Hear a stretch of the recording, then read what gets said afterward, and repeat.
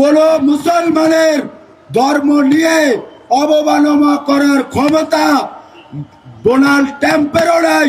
সেখানে তো শুভেন্দু অধিকারী একটা সামান্য পুঁটি মাছ, ওর এত বড় কলিজা কিভাবে হয় যে এবার কোরবানির ঈদে পশ্চিমবঙ্গে কোনো পশু জবাই করতে দিবে না।